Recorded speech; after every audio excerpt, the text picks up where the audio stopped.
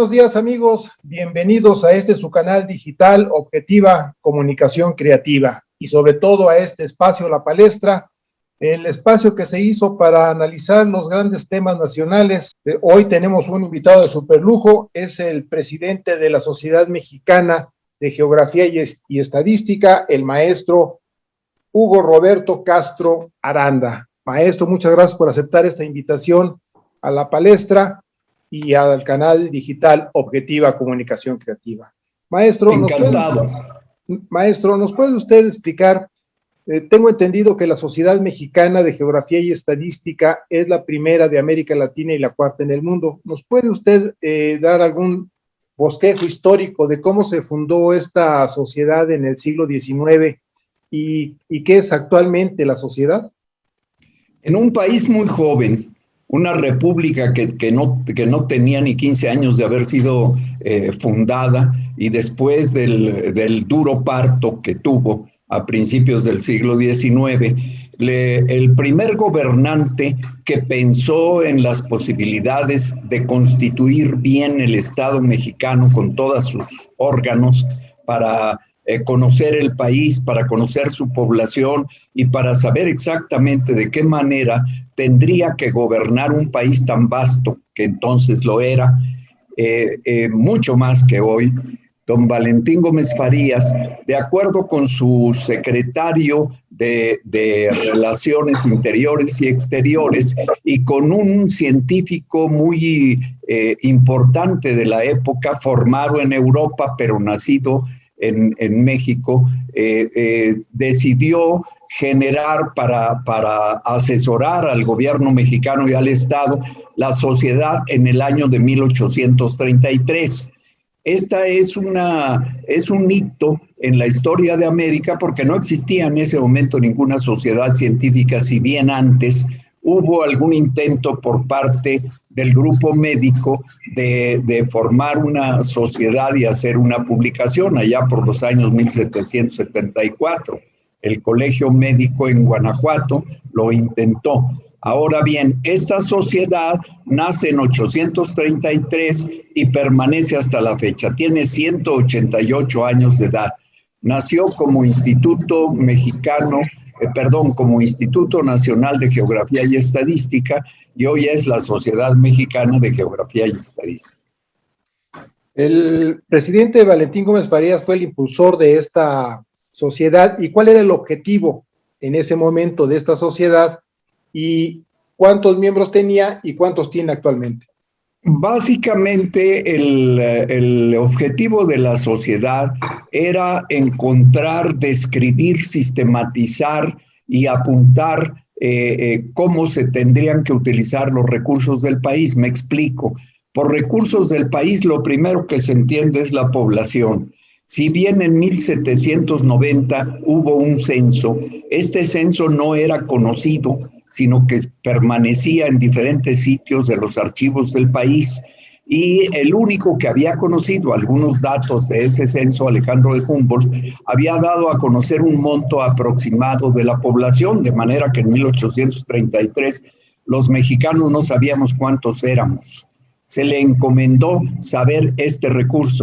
Los recursos naturales de todo tipo, la agricultura, la minería, todo lo que cabía en el vasto escenario de la geografía nacional y por supuesto la geografía nacional para la que había que hacer un mapa comprensivo de lo que en ese momento era el territorio nacional.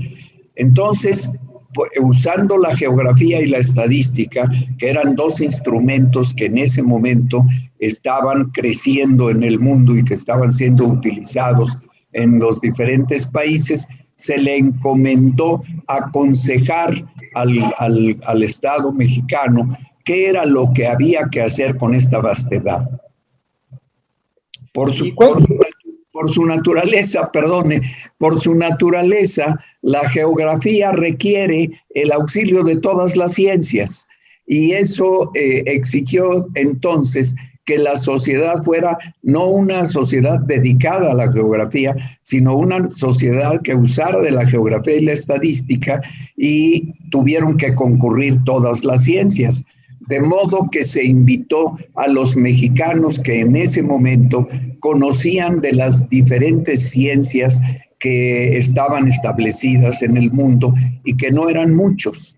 La mayoría de los mexicanos que fueron los primeros socios tenían su domicilio en la Ciudad de México por razones obvias. La mayor densidad cultural del país estaba en esa capital que había sido la capital del virreinato, que albergaba a la universidad, que albergaba los centros de gobierno, y por esa razón es que alrededor de 46 a 48 miembros iniciales. También se determinó que para que hubiera y fluyera la información, se declararía socios honorarios a los gobernadores de cada uno de los estados que en ese momento formaban la Federación Mexicana, que eran 13, perdón. ¿Y hoy cuántos miembros tiene la sociedad, maestro? Bueno, mire, la sociedad tiene 54 sociedades correspondientes en todo el país. Ya no nomás es una sociedad radicada en la Ciudad de México. Y cada uno de estas estructuras tiene un número de miembros que varía cada año. Varía porque una buena parte de los nuevos socios que ingresan se va incorporando en el curso del año, pero al mismo tiempo, dado que muchos socios antiguos, por razón lógica, van falleciendo, hay un fluctuar, un latir, digamos, del número de socios que hay en la República. Recientemente, ahora con el COVID, hemos tenido muchos decesos, de manera que no le puedo proporcionar un número exacto, pero realmente somos varios miles en toda la República. Amigos de Digital y de La Palestra, estamos platicando con el maestro Hugo Roberto Castro Aranda, presidente de la Sociedad Mexicana de Geografía y Estadística. Maestro, la sede en la Ciudad de México es también emblemática, es todo un símbolo histórico, como inmueble incluso. Están ustedes ubicados en la calle de Justo Sierra. A su interior ese edificio, ¿y de cuándo data? ¿Qué contiene ese edificio actualmente? Mire usted, la sede básicamente contiene el acervo cultural de la sociedad, y es el escenario de las reuniones que se hacen para llevar adelante alguna ciencia, algún conocimiento o alguna técnica. El objetivo de la sociedad básico es que pueda haber un fluir del pensamiento y del conocimiento absolutamente libre, sin doctrinas, sin ideologías previas, salvo las doctrinas científicas que haya en el momento, que se van construyendo inclusive dentro de nuestra sociedad, y por eso lo más valioso que contiene, pues son los espacios de discusión. Espacios de discusión que tienen que ser apoyados con fondos de conocimiento. Este espacio que ve usted a mi espalda, que es el salón principal, es el salón donde se hacen las grandes reuniones de alrededor de 200 o más asistentes con socios que tienen que ver algo en algún momento con una decisión de la sociedad o con el dictamen de algo que esté sometido a su consideración. Tenemos varios otros espacios más pequeños dentro de ambos edificios. Estos espacios ahora se han aumentado con este espacio digital que hemos estado manejando todos en el mundo, y que en nuestro espacio digital también decidimos que tenga un nombre: Libertador Miguel Hidalgo y Costilla, un pensador que es un antecesor de esta manera de actuar. Es decir, usar el pensamiento de la ciencia, sí, pero también utilizar el pensamiento de la lógica, utilizar el pensamiento de la metodología científica para poder llegar no solamente a verdades, sino poder llegar a certezas sobre cómo resolver los grandes problemas del país. Nuestros trabajos y lo que hacemos aquí dentro tiene además el apoyo de una biblioteca muy antigua que tiene alrededor de 100,000 volúmenes. Esta biblioteca, su primer ejemplar, es un atlas portulano del siglo XV y tenemos pues documentos, libros, etcétera, que datan desde entonces hasta la fecha. Tiene, por otro lado, dos códices, uno de los cuales es un códice muy importante porque narra el fluir de la migración a Michoacán, de lo que conocemos como los tarascos, la nación purépecha, a lo largo del territorio, y es un entre mapa y narración histórica que data de alrededor de 1528, por allí. No tenemos la fecha exacta porque, como usted sabe, en esas épocas no se databan los mapas. Claro. Y es un mapa hecho por tlacuilos nacidos antes de la llegada de los europeos a Mesoamérica, de manera que es un material muy valioso. Mide alrededor de 2 metros por 1,80 o algo así, y está en uno de los salones que se llama Valentín Gama y Cruz, que está dentro de nuestra sede principal. Me pregunta usted por los edificios mismos. La construcción de los edificios data del siglo XVIII. Son 2 edificios que tienen pues toda la característica constructiva y artística del virreinato y que por sí mismos son monumentos nacionales. Están, por otro lado, construidos encima de la Casa Colorada, que en la Gran Tenochtitlan albergó a los saberes y a los sacerdotes del Templo Mayor, que, como usted sabe, está al lado. La situación de la casa es en la calle de Justo Sierra 19, donde calle de por medio se encontró la Universidad Nacional Autónoma hasta el año de 1954, que la rectoría estuvo frente a nuestro edificio. Maestro, a casi 2 siglos de existencia de la sociedad, obviamente que ustedes no solo han sido testigos de la historia de México, sino protagonistas de ella. ¿Qué personajes han transitado por la sociedad y qué aportaciones han hecho? Tengo entendido que desde el presidente Benito Juárez también estuvo interesado en este proyecto, Valentín Gómez Farías, que es el que la crea, pero ha habido otros presidentes que han hecho aportaciones a esta casa, otros intelectuales, políticos liberales, conservadores mismos. ¿Cuáles? Incluso creo que ustedes tienen una galería de presidentes. Sí, señor. Aquí en este salón que usted ve, si observa la parte de arriba, se ven las fotografías, porque afortunadamente ya para cuando se fundó la sociedad ya existía la fotografía, las fotografías de todos los presidentes que lo han sido en la sociedad. Como presidente de la sociedad y que haya sido presidente de la República, tenemos uno solo, que es el señor licenciado Emilio Portes Gil, que fue presidente de la sociedad después de haber sido presidente de la República. Pero a nuestra sociedad han pertenecido prácticamente todos los grandes pensadores del siglo XIX.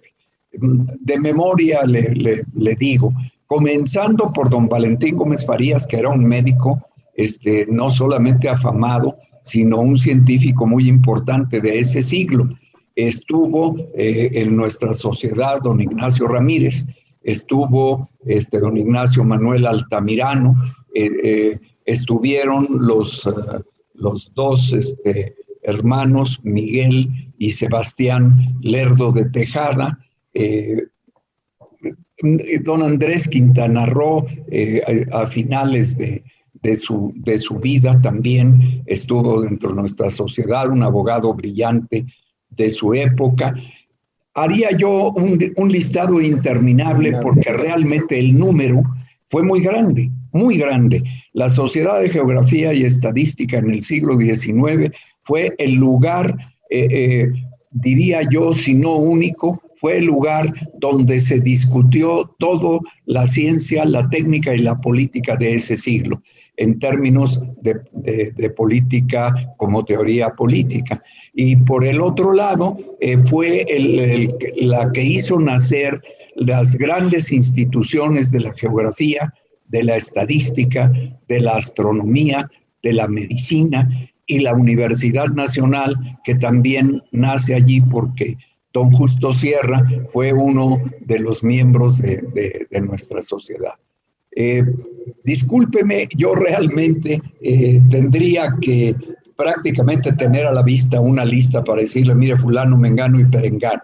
Los más notables, sí, los más notables desde el punto de vista político fueron, por supuesto, don Benito Juárez, don Ignacio Comonfort en su momento, don Mariano Arista, muchos presidentes de la República que fueron socios antes de ser presidentes y aún después. El licenciado Benito Juárez, en su calidad de socio, fue después gobernador de Oaxaca y posteriormente presidente de la República, de manera que le tenía un apego y respeto muy grande a la sociedad y la reorganizó después del Segundo Imperio, de la llegada y gobierno de Maximiliano, cuando la sociedad fue encargada por el gobierno de seguir con la tarea que había seguido.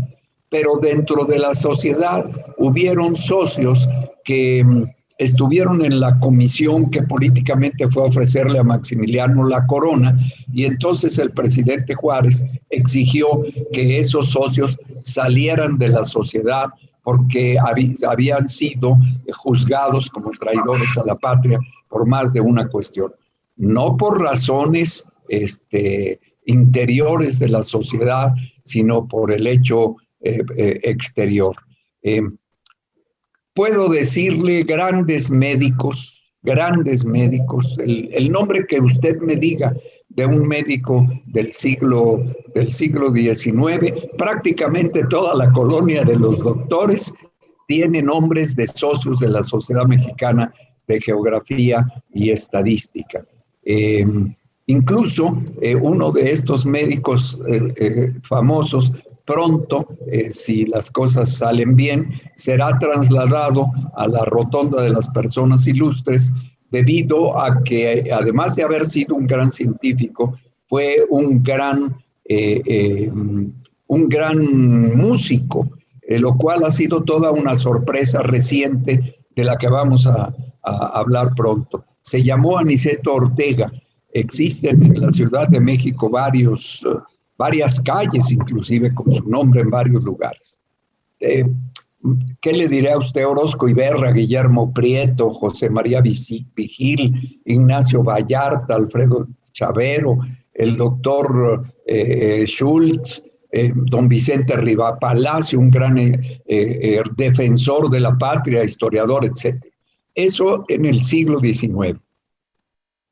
De la sociedad nacen la Universidad Nacional, mucho antes el Observatorio Astronómico Nacional, el Observatorio Meteorológico, la Dirección General de Estadística del gobierno.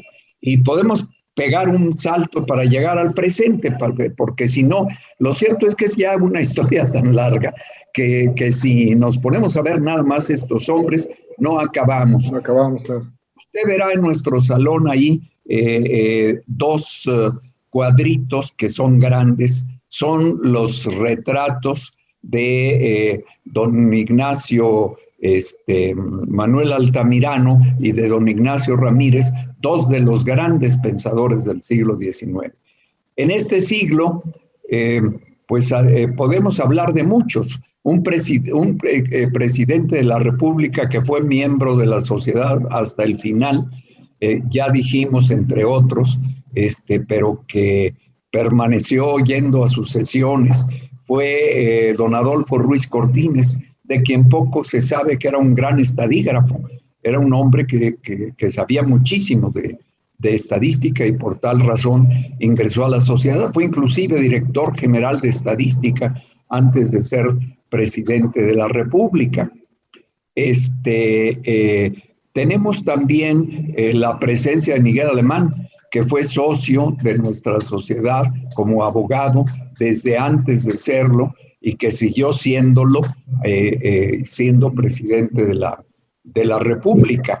Como los siguientes presidentes de la República. Yo diría que en el siglo XX, salvo los presidentes de la época revolucionaria, pues que definitivamente no tenían tiempo más que de ir a la guerra y luego de tratar de construir el Estado Social mexicano, todos los presidentes de la República fueron socios de la sociedad antes.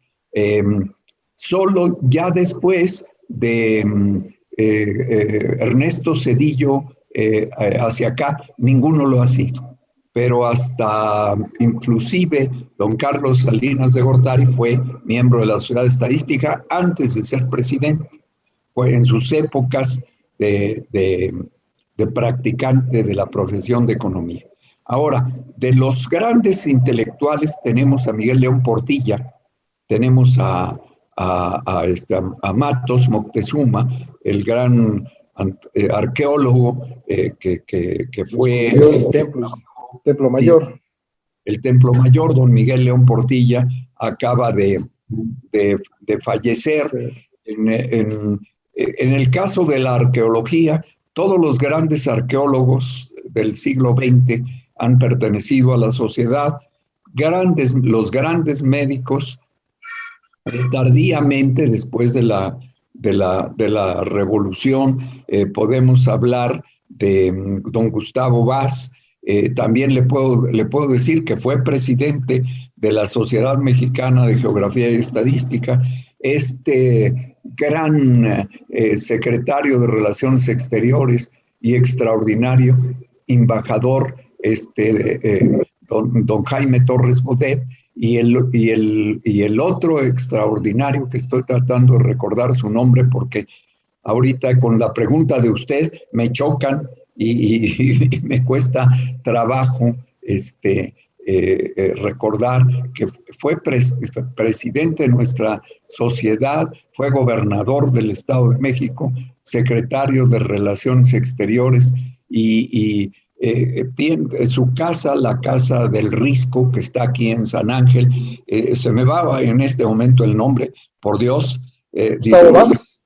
No, Gustavo Vaz tenía su casa en San Jerónimo, Paya, oriundo del Estado de México también. En este momento me acuerdo, si usted me lo permite. Claro. Bueno, le puedo decir que nuestra sociedad está llena de pensamiento.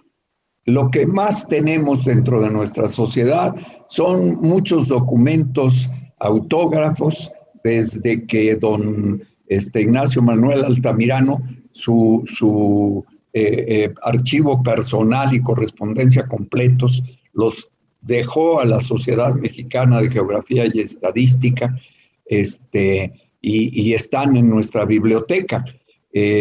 Don Ignacio Manuel Altamirano fue presidente de nuestra sociedad y luego esta práctica la han seguido otros ilustres mexicanos, de manera tal que hay pues una enorme cantidad de testimonios. Por eso su afirmación de que hemos sido actores y pensadores es cierto. De muchas maneras la sociedad se ha dedicado primero al pensamiento y luego a sugerir cómo resolver los problemas nacionales. Esa es nuestra misión. Maestro, dos últimas preguntas. En el siglo XXI, ¿qué ha aportado la sociedad mexicana a la evolución política y social del país? ¿Y cuál es el proyecto o visión que tienen de país como sociedad mexicana? ¿Qué proyecto de país tienen para el futuro? Bueno, mire usted, el siglo XXI, como muchas cosas de nuestro país, no ha sido amable con el desarrollo de la ciencia y la técnica.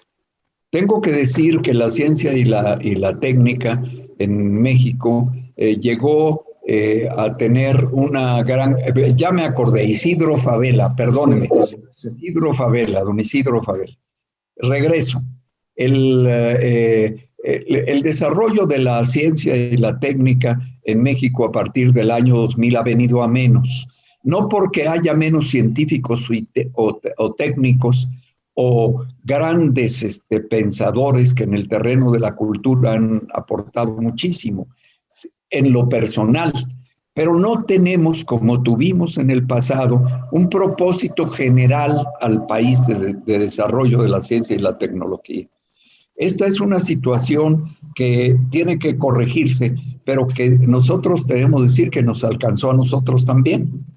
El siglo XXI trajo una contracción del pensamiento y la creatividad, si bien ambos se siguieron dando, pero ya no en la forma sistemática y organizada que dependió, como dependen muchas cosas nuestras, de que el Estado, no el gobierno, que yo, los abogados y todos deberíamos distinguir y entender que hay una diferencia entre Estado y gobierno.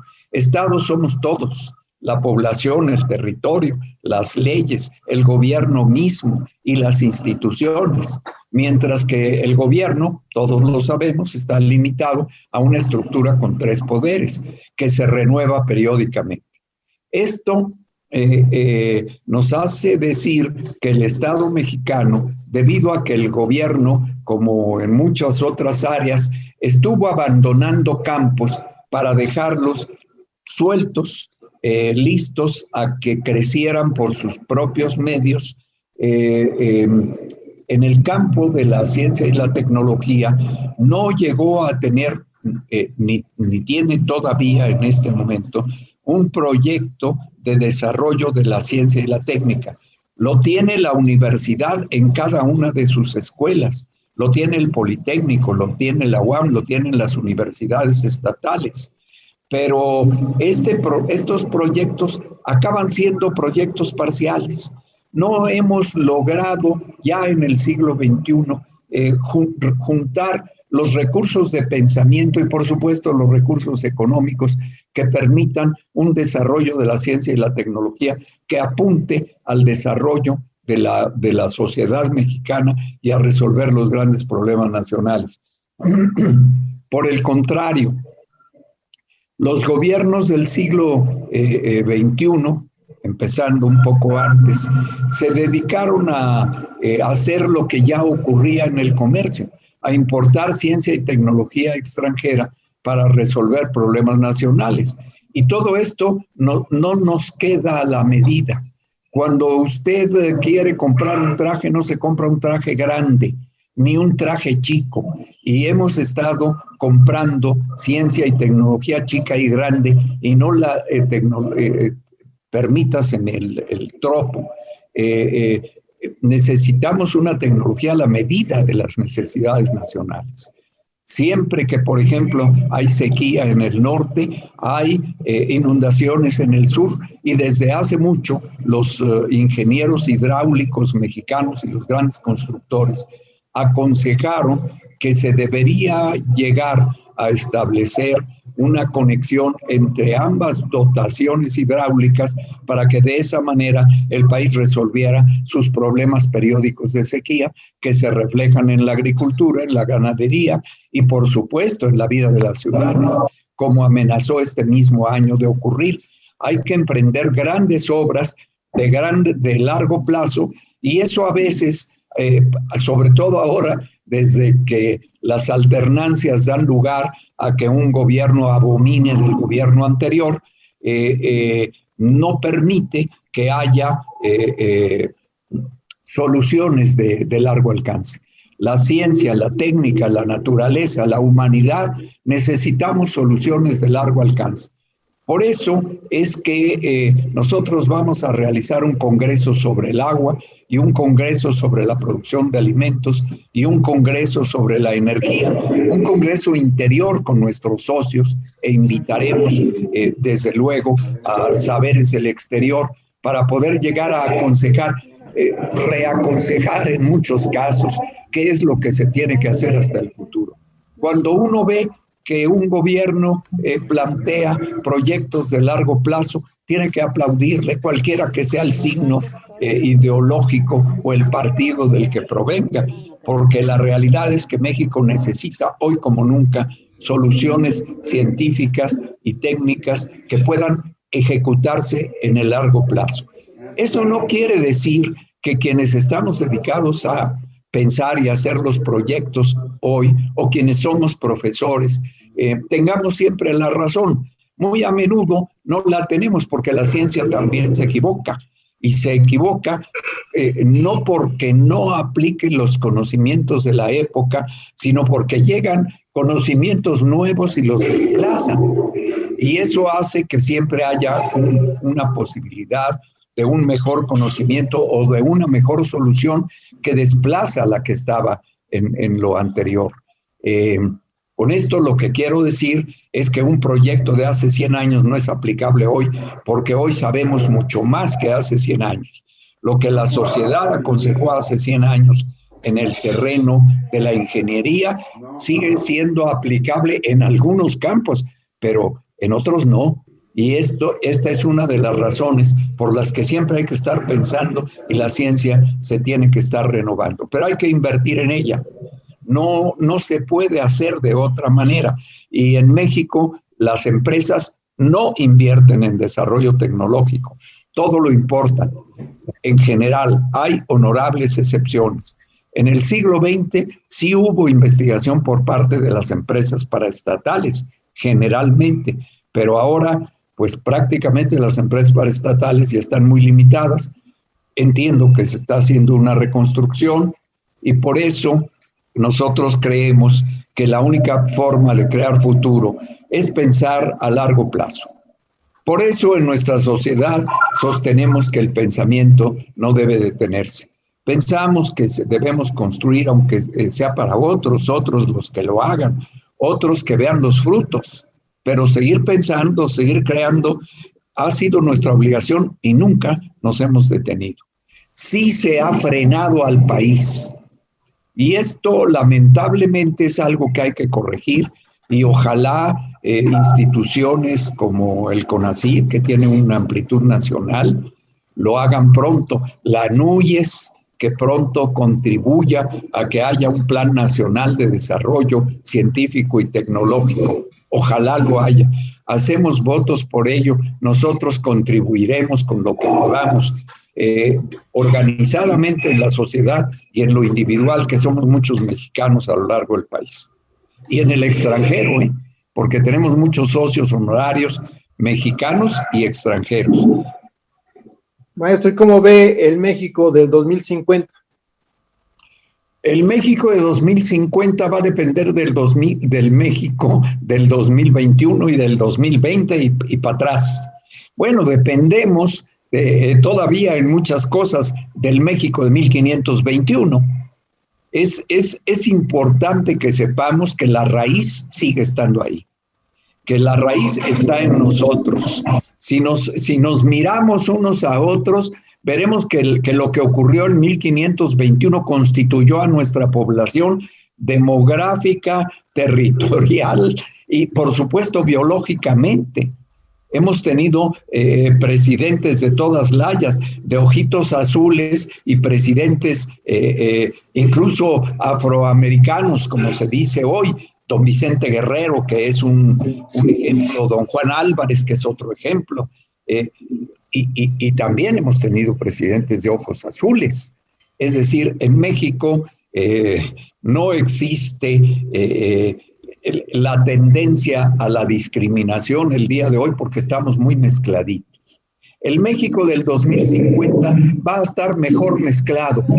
El México del 2050 habrá terminado de construir nuestra democracia peculiar, porque cada vez que hemos tratado de copiar una estructura política nos ha ido mal. Estuvimos peleando en el siglo XIX desde que se proclamó la independencia, de lo cual estamos a punto de tener 200 años, hasta el momento en que finalmente se logró las leyes de reforma. Es decir, 50 años que nos la pasamos peleando para ver qué estructura política nos convenía, hasta que finalmente empezamos a entender que lo que necesitábamos era ver hacia abajo y ver la realidad de la estructura política que necesitaba. Y esto comenzó con la Constitución de 1857, pero no se perfeccionó sino hasta 1917. Y ahora seguimos mirando hacia el exterior a ver qué tipo de organización necesitamos. La verdad es que necesitamos una organización política que resuelva nuestros problemas, que nos escuchemos unos a otros, que tengamos consideración para todos y básicamente que se considere que el Estado mexicano es uno solo y más. Lo hemos dicho muchas veces, pero hoy a propósito de esta entrevista, le digo a usted que necesitamos volver a creer en nosotros. Es en el camino que estamos y yo pienso que para el 2050 habremos de haber concluido este proceso, que estaremos creyendo en nosotros y yendo, como lo hicimos a mediados del siglo XX, al mundo, a enseñar lo que somos y lo que pensamos y a contrastarlo con lo que pensamos con los demás, porque el mundo es un mosaico diverso. No podemos ser iguales, no podemos tener una única manera de pensar, no podemos tener una única manera de creer. Bueno, eso es lo que creo, porque en realidad es lo que yo quisiera que sucediera. Pues maestro Hugo Roberto Castro Aranda, presidente de la Sociedad Mexicana de Geografía y Estadística, muchas gracias por haber compartido su tiempo y sus conocimientos con el auditorio de TIVA Comunicación Creativa y sobre todo el espacio de la palestra. Muy agradecidos, maestro. Agradecido con ustedes por hacer saber lo que es la Sociedad Mexicana de Geografía y Estadística. Nuestros edificios están cerrados ahora porque se están reconstruyendo debido a las afectaciones que tuvieron del 2017, pero se abrirán de nuevo y aquí todo el mundo está invitado.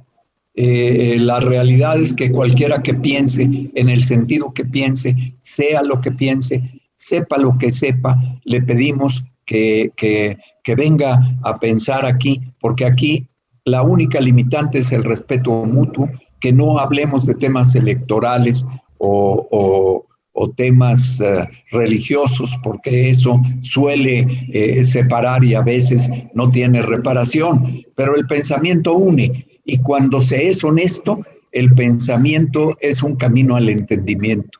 Entendernos entre nosotros es lo mejor, porque hacia allá tenemos que caminar. Por eso ahora, siempre que terminamos una reunión, y quisiera que usted me lo permite, convocamos a que no se detenga el pensamiento, que el pensamiento no se detenga. Muchas gracias, maestro.